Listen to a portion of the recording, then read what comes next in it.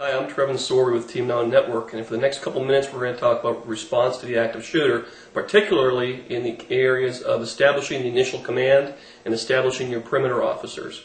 Now, many of us have received training or conducted training in the theories behind room clearing, large areas, and small areas. One point, or a couple points, that are sometimes neglected is establishing the initial command once the active shooter response has been initiated. The initial commander at the scene can range from an officer to a sergeant, to a deputy, to a captain, or above. The main priority of this first person assuming the command is to look at the overall picture of what's responding. Do we have the officers that are going to make the entry? Do we have the officers to conduct the perimeter? And they're also at the point that all the information will be fed to and distributed from that point.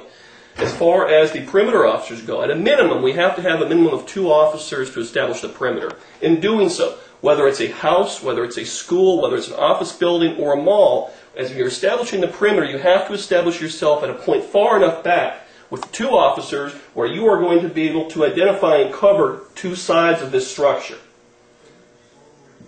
Sort of in this manner. So you're far enough back, covering 2 sides. If you position yourself in the front, it's going to limit you to the one area. So that's why it's so vitally important to get 2. As additional officers respond, they can pick up the additional areas for coverage.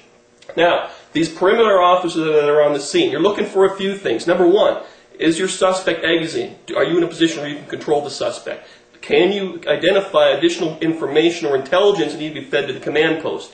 Can you identify things that will be pertinent and relevant information to the team that has gone inside? Because remember, folks, our priority is what's going on inside the school, but we still have a responsibility to the community around us. Thank you.